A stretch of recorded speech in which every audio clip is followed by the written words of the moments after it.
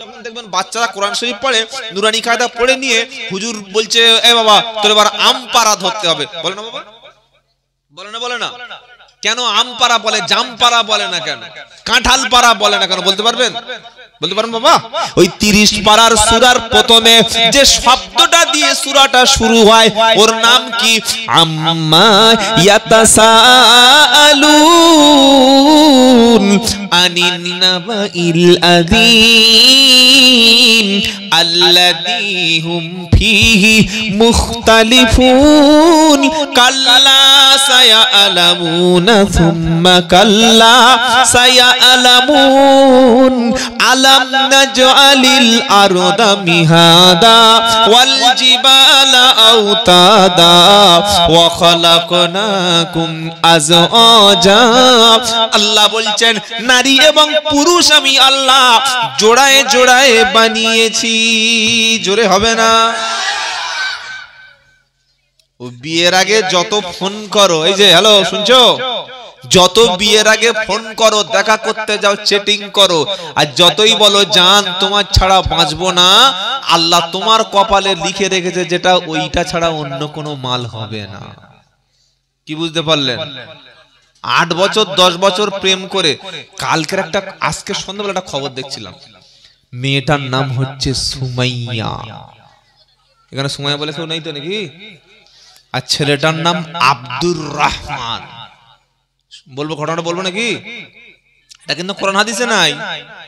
তো এই আব্দুর রহমান সুমাইয়ার প্রচুর ভালোবেসেছিল, যাকে বলা হয় টুরু লাভ। বললে আমি তোমার ছাড়া বাঁচবো না। এইবার কয়েক বছর ধরে প্রচুর ভালোবাসে, এনা খেলে ও খায় না, এনা ঘুমালে ও ঘুমাবে না, এনা শুলে ও শোবে না, এনা পায়খানা গেলে ও পায়খানা করবে না। কি হাসছে, এর নাম তো ভালোবাসা। জান তুমি খাচ্ছ আমি খাবো, জান তুমি ঘুমাচ্ছ আমি ঘুমাবো। পড়াশোনার খবর নাই। সরকার এই যে মেয়েদের হাতে ফোনটা দিয়েছে ওদের ভালোর জন্য দিয়েছে তো? আরে বলছেন না কেন? ওদের জীবন চরিত্র পড়াশোনা 12টা বাজানোর জন্য মেয়েদের হাতে ফোন তুলে দিয়েছে। সরকার যারা চালায় আমার মতো বোকা ছেলে না তোমার মতো বোকা? প্রত্যেকটা মেয়েদের হাতে মাধ্যমিক উচ্চ মাধ্যমিক হয়ে গেলে ফোন দিয়ে দিয়েছে। আর ওই যে ফোন, বইটা রেখে, খাতা রেখে, সবকিছু রেখে পুরো 24টা ঘন্টা ফ্রি ইন্টারনেটের মধ্যে প্রত্যেকটা বাড়ির মেয়ে আসক্ত হয়ে আছে। ঠিক বলছি না ভুল বলছি? আপনার কথা শুনবে না। আপনি বাপ হলে জন্ম দিয়েছেন, আপনার কথা শুনবে না। যেই বাপ আসবে টুক করে ফোনটা বইয়ের মধ্যে রেখে বই খুলে বসে আছে। যেই বাপ চলে গেল আবার ফোন টেপাটেপি শুরু করে দিল। আর পরীক্ষার সময় বলছে হুজুর কলম পড়িয়ে দাও পাস করবে। কলমে ফুঁক দিলে যদি পরীক্ষায় পাস হয়ে যেত তাহলে বই পড়ার কোনো দরকার, এসব ভণ্ডামি ছাড়া কিচ্ছু নয়। কি বুঝলেন? আপনার মেয়ের হাতে ফোন মানে তার চরিত্র যদি ওর মধ্যে আল্লাহর ভয় না থাকে। অনেক ভালো মহিলা আছে, মা আছে, বোন আছে, ফোনকে খারাপ ব্যবহার করে না, কিন্তু যার দিলের মধ্যে আল্লাহর ভয় নাই, জাহান্নামের ভয় নাই, কবরের ভয় নাই, সমাজের ভয় নাই, বাপের প্রতি ভয় নাই।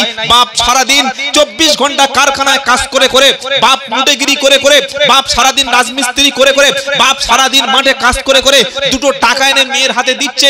বাপ মনে করছে আমার মেয়েটা মাধ্যমিক পড়ে, উচ্চ মাধ্যমিক পড়াশোনা করে, গ্রাজুয়েশন কমপ্লিট করে আমার মেয়েটা একটা ভালো জায়গায় যাবে, আমার মেয়েটা দেশের মুখ উজ্জ্বল করবে।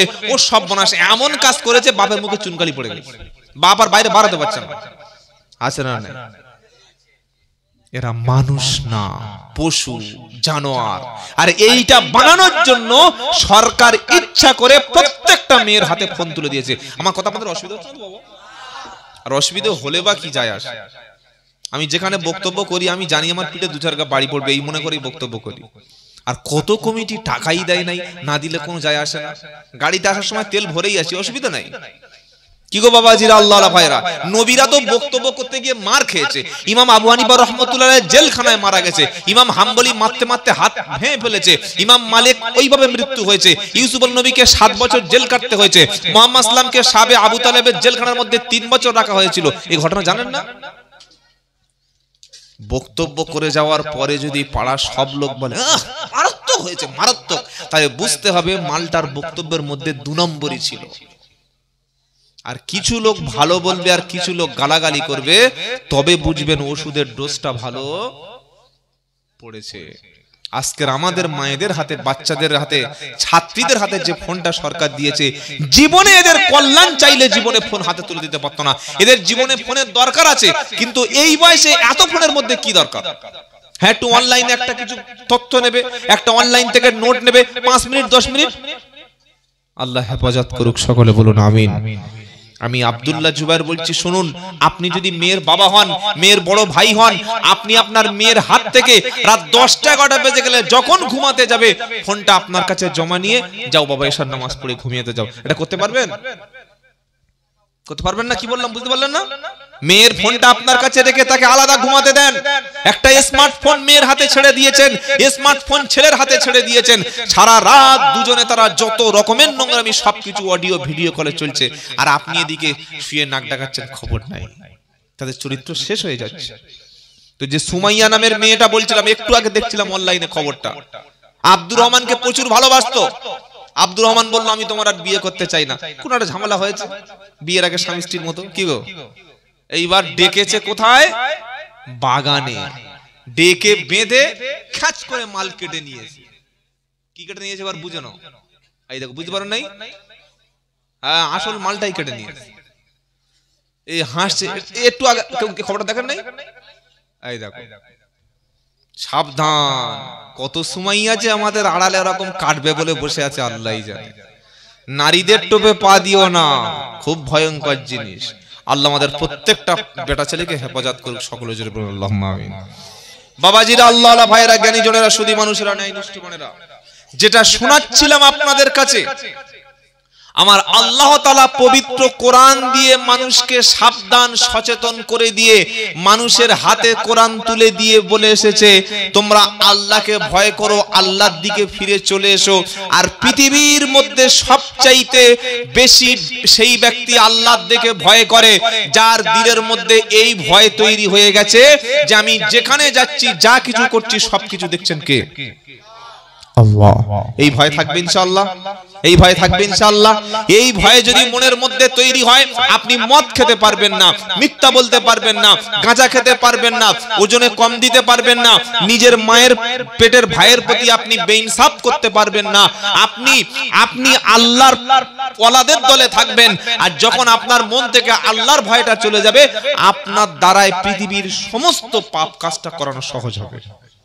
মদ আপনার কাছে না খেলে মনে হবে যেন শরীর টানছে না, জেনা না করলে মনে হবে রাতে আপনার ঘুম আসছে না, হারাম ইনকাম নাম করলে আপনার মন শান্তি হবে না, গান না শুনলে আপনি ঘুমাতে পারবেন না, কি গো, সিগারেট না খেলে আপনার মনের মধ্যে কোনো রকম পরিবর্তন আসবে না, আপনি যদি ওই সিনেমা হলে না যান আপনার মনে এনজয় ভাব আসবে না। কেন?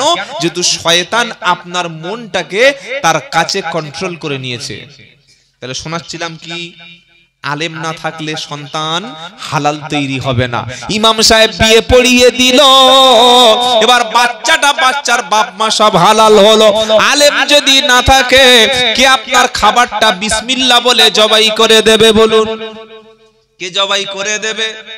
গরু খাও আর ছাগল খাও, হাঁস খাও আর মুরগি খাও, যাই খাও না কেন, জবাইয়ের শুরুতে কি?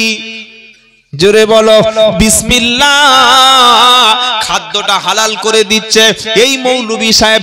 আলেম যদি সমাজ থেকে চলে যায়, মুসলমানদের হারাম খাবার ছাড়া হালাল খাবার, জোরে বলো, জুটবে না।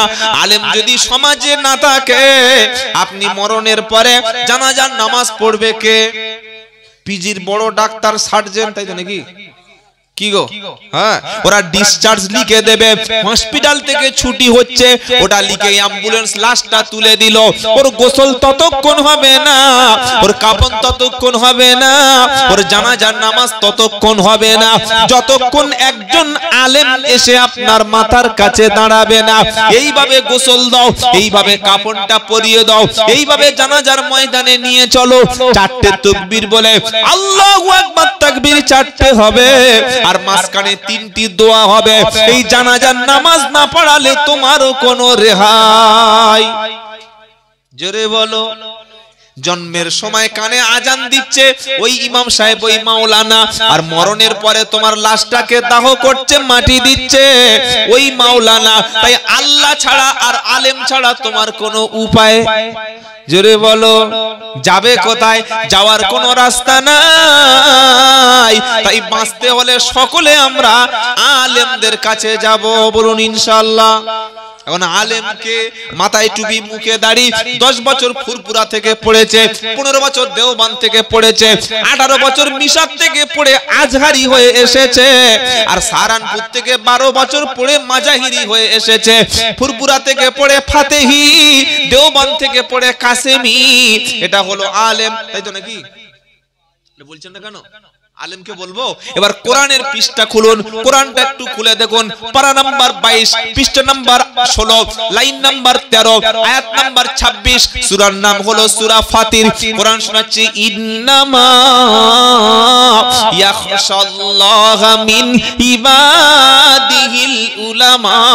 আমার বান্দাদের মধ্যে সবচাইতে বেশি ভয় পায় আলেম সমাজ, যারা জ্ঞানী তারা, বলুন সুবহানাল্লাহ। সেই আলেমের সংখ্যা খুবই কম। আমি প্রথমেই বলে দিয়েছি বাবা, যে কুকুর বাড়িতে পুষবেন তাও ভালো, প্রয়োজনে কুকুর পোষা যায় খুব কারণে, পাহারা দেওয়ার জন্য, কিন্তু লোভী আলেমকে যদি বাড়িতে জায়গা দিয়েছেন, ঈমান নষ্ট করে দিয়ে যাবে। কথা কি বললাম বুঝতে পেরেছেন না? হাক্কানি আলেমের সঙ্গে থাকবেন, সোহবতে থাকবেন, বলুন ইনশাআল্লাহ।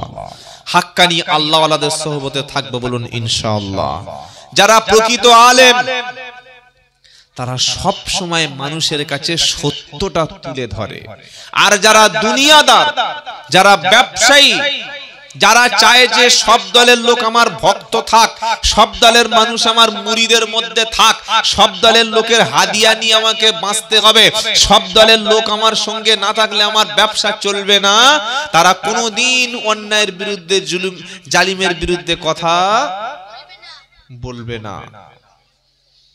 একজন ব্যক্তির নাম বলছি, লোকটার মুখে দাড়ি ছিল না, কিন্তু এত বড় মাপের আল্লাহওয়ালা, বললে দাড়ি নেই আল্লাহওয়ালা হয় কোনদিন? হ্যাঁ, তার নাম হচ্ছে মিশরের সৈয়দ কুতুব শহীদ রহমতুল্লাহ আলাইহি। জোরে বলুন সুবহানাল্লাহ। আমাদের অনেক মুসলমান আছে কোরআন শরীফ পড়তে পারে না বাবা, কিন্তু এই সৈয়দ কুতুব শহীদ রহমতুল্লাহ আলাইহি তিনি কুরআনের একটা তাফসীর লিখেছিলেন। সেই তাফসীরটা আমার বাড়িতে আছে, প্রায় 3000 পৃষ্ঠার উপরে, 30 খণ্ডর তাফসীর। ওই তাফসীরের নাম হচ্ছে ফি জিলালিল কুরআন। কি বললাম? ফি জিলালিল কুরআন। লেখক সৈয়দ কুতুব শহীদ রহমতুল্লাহ আলাইহি। তার বাড়ি কোথায়? মিশরে। তাকে মিশরের জালিম সরকার, অত্যাচারী সরকার তাকে গ্রেফতার করলো। কেন গ্রেফতার করলো? কোরআনের তাফসীর লেখার অপরাধে। তাফসীর মানে কি? কোরআনের ব্যাখ্যা বা বিশ্লেষণ। কেমন ব্যাখ্যা বিশ্লেষণ? যে ব্যাখ্যা বিশ্লেষণ করলে অন্যায়, জুলুম, চুরি, ডাকাতি, রাহাজানি, নোংরামি, অসভ্যতা, মাদ্রামি, ভণ্ডামি সবগুলো মানুষের কাছে জলের মতো পরিষ্কার হয়ে যাবে, তার নাম হলো কোরআনের ব্যাখ্যা, কোরআনের তাফসীর। আমি আব্দুল্লাহ জুবায়ের বলছি, শুনুন। আপনি একটা পয়সাওয়ালা লোকের বাড়িতে, একটা সুদখোরের বাড়িতে সারা দিন বসে বসে কোরআন শরীফ পড়বেন, দিনের শেষে আপনার হাতে 1000 টাকা দেবে, মুরগির ডিম দিয়ে, লেগ পিস দিয়ে, গরুর মাংস দিয়ে, মিষ্টি আর দই দিয়ে খাইয়ে দিয়ে, পকেটে মোটা টাকা হাদিয়া দিয়ে বলবেন, হুজুর দোয়া করবেন। বলবে না? বলবে না? আমার কথা বুঝতে পারছেন কি বললাম? কথাটা কি একটু কঠিন হয়ে যাচ্ছে না আরো সহজ করে বলবো? বুঝতে পারছেন তো? সুদখোরের বাড়িতে, মদখোরের বাড়িতে, জেনাখোরের বাড়িতে, বড় জালিমের বাড়িতে আপনি যদি কোরআন শরীফ খতম করতে যান, সকালে দেবে নাস্তা, দুপুরে খাওয়ার ব্যবস্থা, খাওয়ার পরে মিষ্টি থাকবে, কোল্ড ড্রিঙ্কস থাকবে, সমস্ত রকমের ফল, সব খাওয়ানোর পরে হাতে মুসাফা করে মোটা টাকা একটা খতম পড়ানোর জন্য হাদিয়া, কি বলছেন না কেন, দেবে। কেন? আপনি তো আরবি পড়ে যাচ্ছেন, ও তো শুনছে, ও তো বুঝতে পারছে না। আর আপনি যদি সুদখোরের বাড়িতে গিয়ে এরকম জোরে জোরে সুদখোরের বাড়ির কাছে গিয়ে বলেন কি জানেন, ইয়া আইয়ুহাল্লাযীনা আমানুত্তাকুল্লাহা ওয়া দারু মা বাকিয়া মিনার রিবা ইন কুনতুম মুমিনিন ফাইল লাম তাফালু ফাদানু বিহারবিন মিনাল্লাহি ওয়া রাসূলিহি। 3 নম্বর পারা 6 নম্বর পৃষ্ঠা 9 নম্বর লাইন 278 নম্বর আয়াত সূরা বাকারা। একটা বড় পাকা সুদখোর তার বাড়ির সামনে গিয়ে আয়াতটা একজন মাথায় টুপি দিয়ে চিল্লে চিল্লে পড়ছে। তখন ও লোক নেমে এসছে উপর থেকে, এই বাবা তুমি কে? বাবা দুটো চাল দাও, চাল দাও, দুটো ভিক্ষা দাও। ফকির এসছে। বলছেন আমি ফকির নই। বলে তাহলে কি? বললে আমি কোরআন পড়তে এসেছি। তো বলছে খুব সুন্দর, পড়ো পড়ো পড়ো, পড়ো। আবার পড়ছে, ইয়া আইয়ুহাল্লাযীনা আমানুত্তাকুল্লাহা ওয়া দারু মা বাকিয়া মিনার রিবা ইন কুনতুম মুমিনিন ফাইন লাম তাফআলু ফাআদানু বিহারবিন মিনাল্লাহি ওয়া রাসূলিহি। ও বিশ্বাসী ঈমানওয়ালা, তুমি আল্লাহকে ভয় করো, আল্লাহকে ভয় করো। সুদের কারবারকে, সুদের ব্যবসাকে ছেড়ে দাও। যদি তুমি বলো ঈমানদার, তাহলে সুদের ব্যবসা ছেড়ে দাও, এলআইসি বন্ধনটা ছেড়ে দাও, মহিলা সমিতিটা তুমি ছেড়ে দাও, লোনের গ্রুপ তুমি ত্যাগ করো। যদি তুমি বলো আমি ঈমানদার, তাহলে তুমি সুদটা ছেড়ে দাও। ফাইন লাম তাফআলু, যদি তুমি সুদ না ত্যাগ করো, গ্রুপ লোন থেকে যদি নামটা কেটে না দাও, যদি তুমি এলআইসির খাতা থেকে নামটা কেটে দাও, তাহলে ফাআদানু বিহারবিন মিনাল্লাহি ওয়া রাসূলিহি, আল্লাহ এবং রাসূলের বিরুদ্ধে তুমি ময়দানে যুদ্ধ করার জন্য তৈরি হও। এটা যখন সুদখোরের বাড়ির সামনে কোন হাফেজ সাহেব, মুফতি সাহেব, মাওলানা সাহেব চিৎকার করে পড়বে, তখন ভিক্ষা দেবে নাকি ধাক্কা দেবে? আমার কথা বুঝতে পারছেন কি বললাম? মাথায় একটু কমন সেন্স থাকলে ফট করে ধরে ফেলবেন। এতক্ষণ সুন্দর করে কোরআন শরীফ পড়েছে, সকাল থেকে খতম পড়ে দিয়েছে, 500 টাকা 1000 টাকা। আর আপনাদের হাওড়া জেলার মানুষ তো খুব ভালো, কি গো? হ্যাঁ, মেহমানদারির দিক থেকে হাওড়া হুগলি 1 নাম্বার। অনেকে বলবেন তাহলে কি আপনি আমাদের পাম দিচ্ছেন নাকি?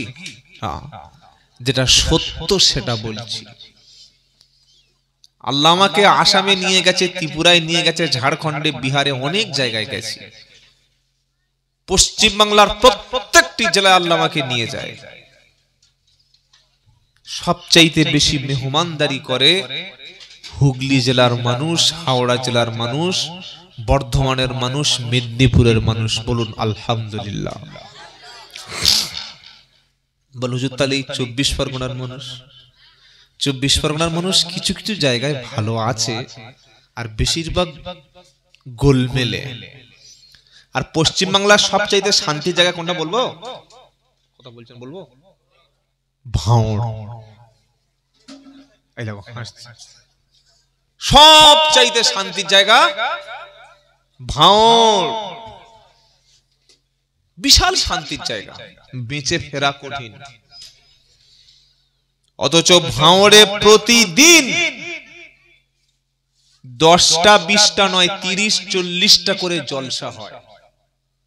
মুসলমানদের সংখ্যা বেশি, মাদ্রাসার সংখ্যা আছে, মসজিদও আছে, কিন্তু মুসলমানদের মধ্যে চারিত্রিক, তার স্বভাব, তার খসলত, তার খুলুসিয়াত, তার নেচার পরিবর্তন হয়নি।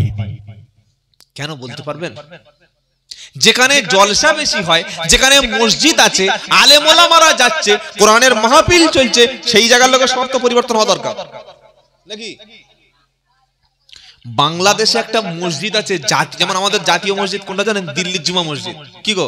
জাতীয় মসজিদ। আর কলকাতার টিপু সুলতান মসজিদ। আর আমাদের দিল্লির জুমা মসজিদ। বাংলাদেশে একটা মসজিদ আছে বাইতুল মুকাররম, এটা ঢাকায়, বাংলাদেশের জাতীয় মসজিদ। এই জাতীয় মসজিদের মধ্যে কয়েক সপ্তাহ আগে নামাজের পরে বাঁশ, লাঠি, চেয়ার, টেবিল নিয়ে মসজিদের মধ্যে মুসাল্লিদের মধ্যে মারপিট হয়েছিল। আপনারা দেখেছেন খবরটা? অনেকেই হয়তো দেখেছেন।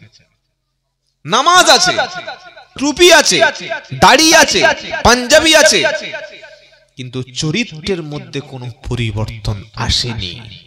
আর ইসলাম সবচাইতে বেশি গুরুত্ব যে জিনিসটা দিয়েছে, সবচাইতে বেশি যে জিনিসটা ইসলামের কাছে, আল্লাহর কাছে দাম বেশি, সেটার নাম হচ্ছে উত্তম চরিত্র, ন্যায়, ইনসাফ, সত্যবাদিতা। জোরে বলুন সুবহানাল্লাহ। আজকের ভাঁড় যেমন মুর্শিদাবাদ, আমি কালকের মুর্শিদাবাদ ছিলাম, আর সকাল 5টায়, ভোর 5টায় ফিরেছি বাড়িতে। আমি মুর্শিদাবাদে বলি যে যখন ভোটের দামামা বেজে যায়, তৃণমূল, কংগ্রেস, সিপিএম, বিজেপি যত দল আছে, সবচাইতে বেশি মারামারি আপনারা কেন মুর্শিদাবাদের মানুষ করেন? আমরা সকলে পরিবর্তন হব ইনশাআল্লাহ। বলুন বলুন ইনশাআল্লাহ। বাবাজিরা, আল্লাহ আলা ভাইরা, আমাদের মধ্যে যদি ইনসাফ, ভালোবাসা, নিজের মায়ের পেটের ভাইয়ের সঙ্গে মুসলমান কথা বলে না, এর চাইতে দুঃখ আফসোস কি হতে পারে? নিজের জন্ম দেওয়া বাপের সঙ্গে কথা বলে না, নিজের গর্ভে ধারিণী মায়ের সঙ্গে কথা বলে না, নিজের মায়ের পেটে বোনকে কোনোদিন খবর নেয় না, নিজের বাড়ির পাশে নিজের চাচাতো ভাইয়ের সঙ্গে কথা বলে না, এই মুসলমান হুজুর আসলে হুজুরের পায়, হুজুরের পা চুষলে জান্নাত পাওয়া যাবে, কোন কোরআনে কোন হাদিসে লেখা আছে রে ভাই? হুজুরের পা টিপলে তোর জন্য জান্নাতের দরজা হুড়ুম করে খুলে যাবে, কোন হাদিসে পেয়েছিস? নাম্বারটা বল, একটু পড়ে দেখি। সবচাইতে যার খেদমত করলে জান্নাতের দরজা খুলে যায়, ওটা তোমার বৃদ্ধ পিতা, তোমার জনম দুঃখিনী মা। জোরে বলুন সুবহানাল্লাহ।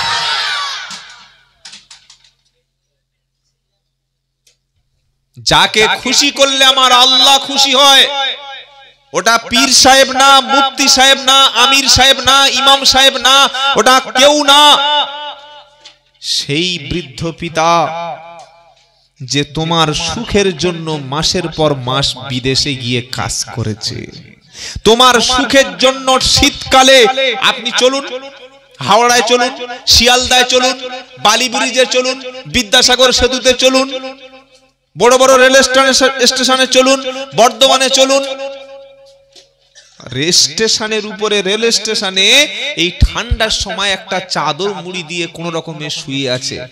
কেন? কাজ করতে গেছে, সন্ধ্যা হয়ে গেছে, ফিরতে পারে নাই। আছে না নাই? ও কি খাওয়ার দরকার? আপনার জন্যই তো কষ্টটা করছে, আপনার মুখে হাসি ফোটাবে বলে গেছে। সেই বাপ যদি বৃদ্ধ বয়সে ভিক্ষা করে খেতে হয়, সেই বাপ যদি বৃদ্ধ বয়সে লোকের কাছে হাত পেতে খেতে হয়, সেই বাপ যদি ক্ষুধার জ্বালায় ছেলেদের কাছে বলে বৌমা ভাত হয় নাই, তো এই মুসলমানের জন্য নরেন্দ্র মোদী তো আরো 5000 বছর ক্ষমতায় থাকবে। কি বলছেন আপনি? মায়ের সঙ্গে মুসলমানের ছেলেরা যে ব্যবহারটা করে, কুত্তার সঙ্গে সেই ব্যবহার করে না। মাকে বলছি তুই এখনো মরিসনি, তোর মাথা এখনো বাজ পড়ে না, তোর এখনো ক্যান্সার হয় না, এই ব্যবহারটা কুকুরের সঙ্গে করতে পারবেন? পারবেন না। আমি কোনো পীর বিরোধী লোক নই। হাক্কানি পীর যারা, হাক্কানি আলেম যারা, তারা আমার মাথার উপরে থাকে। আমি তো তাদের বিরুদ্ধে কথা বলি যারা মানুষের সমাজের চোখে কালো চশমা পরিয়ে খালি টাকা এনে দুই পকেটে ঢুকিয়ে নেয়। বাবাজিরা, আল্লাহ আলা ভাইরা, বাপ আর মাকে খুশি করবেন, আল্লাহর কসম করে বলছি আপনি জান্নাতি হবেন। জোরে বলুন সুবহানাল্লাহ। কোনদিন বাপের সামনে উচ্চ স্বরে কথা বলবেন না, কোনদিন মায়ের সঙ্গে বড় করে জোরে চিৎকার করে কথা বলবেন না, কোনদিন আপনার বড় ভাইকে কষ্ট দেবেন না। বড় ভাইকে জানেন, বাপ মারা যাওয়ার পরে সংসারের হাল যে ধরে, কারখানার দায়িত্ব নিয়ে ঘর বেঁধে দিয়েছে, আপনার গোপ ওঠেনি তখন থেকে আপনার বড় ভাই কাজ করছে। আপনার ডান পায়ের জুতো বাম পায়ে হতো, সেই দিন থেকে আপনার বড় ভাই, আপনার বাপ মারা যাওয়ার পরে, মা মারা যাওয়ার পরে, সেই দিন থেকে আপনার বড় ভাইয়ের স্ত্রী মানে আপনার ভাবির কাছে, তার কাছে খেয়ে আপনি মানুষ। আপনার জামা কাপড় কাচা, আপনার স্কুলের ব্যাগ গুছিয়ে দেওয়া, আপনার গোসল করিয়ে দেওয়া, আপনার ঘরের মধ্যে মশারি বালিশ সব ঠিক করে দেওয়া, আপনি অসুস্থ হলে মাথায় পানি ঢেলে দেওয়া, ডাক্তার ডেকে আনা, সবকিছু বড় ভাই আর ভাবি করেছে। মানে যা করে না, করে না। আজকে দুটো পয়সা উপার্জন করতে গিয়ে তুমি বড় ভাই আর ভাবির সঙ্গে দেখা হলে কথা বলো না, অনেক মুসলমান আছে নিজের বড় বোনের সঙ্গে যোগাযোগ নাই, শালিকে নিয়ে হারামখোর দিঘায় ঘুরছে, দেখি শালিকে নিয়ে দিঘায় গিয়ে আন্ডারপ্যান্ট পরে সমুদ্রে ঝাঁপ মারছে। কি দেখেছেন নাকি মিথ্যা কথা বলছি? এ বাবাজিরা, আল্লাহ ভাইরা, কেউ যদি রুজিতে বরকত চায়, কেউ যদি বেশি দিন বাঁচতে চায়, নেক হায়াতের আশা করে, আল্লাহর নবী বলেন সে যেন এই কাজটা করে। যদি কেউ ধনী হতে চায়, পয়সা বাড়ুক, সম্পদশালী হোক, বেশি দিন হায়াত থাকুক, বেশি দিন সম্মানের সঙ্গে বেঁচে থাকুক, এটা যদি কেউ চায়, সে যেন আত্মীয় স্বজনের সাথে, বাবা মায়ের সাথে, ভাইদের সাথে, বোনদের সাথে ভালো ব্যবহারটা করে। আপনার বড় ভাই, আপনার বড় বোন, আপনার চাচা, আপনার চাচি, আপনার আম্মা, আপনার খালা, আপনার ফুফু, আপনার প্রতিবেশী, তাদের সঙ্গে ভালো ব্যবহার করবেন। আল্লাহর নবী বলেন আল্লাহ তাআলা এই ব্যক্তিকে নেক হায়াত দান করবে। আর 2 নম্বর হলো তার রুজিতে আল্লাহ কখনো রুজির কষ্ট দেবে না। জোরে হবে না সুবহানাল্লাহ? 2 বছর পরে বড় বোনটা এসেছে, তখন মেজো ভাইটা বড় বোনকে দাওয়াত করে খাওয়াচ্ছে, বড় ভাইটাও দাওয়াত করে খাওয়াচ্ছে। সেজো ভাইটা বউকে বলছে, হ্যাঁ গো একটা মুরগি কিনে আনলে কেমন হয়? বললে কেন? বললে আমার বড় বোন এসেছে 2 বছর পরে। বললে তোমার খেদে কাজ নাই? কে কে তোমার বলেছে? বড্ড বেশি পাকা, যাও বলো। বউদের বড় চোখ দেখে থানার আইসি পর্যন্ত হ্যাং হয়ে যায়। বউ বলেছে, সবে বেচারি দোকানে গিয়েছে বোনকে খাওয়ায়, বলো একদমই পারবে না, চুপচাপ বলো। তোমার বোন সবসময় ঝামেলা করে, ব্যাস পুরো একদম ঠান্ডা, আর নড়ে না, চড়ে না, মরা মাছ হয়ে গেছে। কি গো বাবাজিরা, কাজটা ঠিক হয়েছে তো? ঠিক হয়েছে? কেউ যদি হায়াত, দীর্ঘদিন লম্বা হায়াত পেতে চান, আর কি রুজিতে যদি বরকত পেতে চান, আল্লাহর কসম করে বলছি তাবিজে কোনো ব্যক্তির রুজির পরিবর্তন করতে পারবে না। অনেকে বলছে হুজুর এই তাবিজটা আমাদের হুজুর দিয়েছে, আর এইটা আমার আরেকটা হুজুর দিয়েছে, তো ব্যবসা চলছে না কেন? বললে আপনি একটা দিন। আমি বললাম ভাই শোনো, তোমাকে তাবিজ নয়, গোটা কোরআনটা যদি আমি ছোট করে তোমার গলায় ঝুলিয়ে দিই, তোমার জীবনে রুজি বরকত হবে না। বললে কেন কেন কেন কেন কেন মানে শুনবে? বলে বলো। নবী তো তাবিজ দিয়ে গেছে, নবীর তাবিজটা দামি না আমারটা দামি? কোনটা? আরে বলছেন না কেন? নবী তাবিজ দিতেন সাহাবাদের ব্রেনের মধ্যে, ইমানের মধ্যে, দিলের মধ্যে, আর আমরা ঝুলিয়ে দিচ্ছি গলায় আর হাতের মধ্যে। নবীর তাবিজটা নো। কেউ যদি রুজিতে বরকত চায়, বড় লোক হতে চায়, সম্পদশালী হতে চায়, মান সম্মান আরো বেশি হোক, আরো বেশি মানুষ ভালোবাসুক, আরো দীর্ঘদিন বেঁচে থাক, রোগ ব্যাধিতে বেঁচে থাক, এটা কোন ব্যক্তি যদি চায়, নবী বললেন সে যেন আত্মীয় স্বজনের সঙ্গে সম্পর্কটা মজবুত করে নেয়। বাপ মার সঙ্গে, ভাইদের সাথে, বোনদের সাথে, পাড়া প্রতিবেশীর সঙ্গে খারাপ আচরণ করলে আল্লাহ রুজি ঘিরে নেয়, আল্লাহ হায়াত নষ্ট করে দেয়। কি মনে থাকবে ইনশাআল্লাহ? যারা মাকে কাঁদিয়েছেন, বোনকে কাঁদিয়েছেন, নিজের বড় ভাইয়ের সঙ্গে দুশ্মনী করেছেন, ঈদের দিনে হাত বাড়িয়ে রেখেছে, হুজুর হুজুর একটু হবে না? বললে বাবা দাঁড়া, অনেক লম্বা লাইন, হুজুর এবার 500 টাকা বার করেছে, হুজুর বলে চলো চলো চলো। বুকে জড়িয়ে চেপে যখন ধরেছে, বাম পাঁজরের হাড়টা এক্সরে করে দেখছে হাড় ভেঙে গেছে, এত জোরে ধরেছে। আর বাপ ঈদের দিনে বাপ ফিরছে, ও শওকত, ও শওকত, ও তখন অন্যদিকে কাত হয়ে গেছে, এদিকে কাত হয়ে গেছে। তুমি ফেরাউনের ভাগনা না আবু জাহেলের ছানা, ওটা ভেবে দেখো।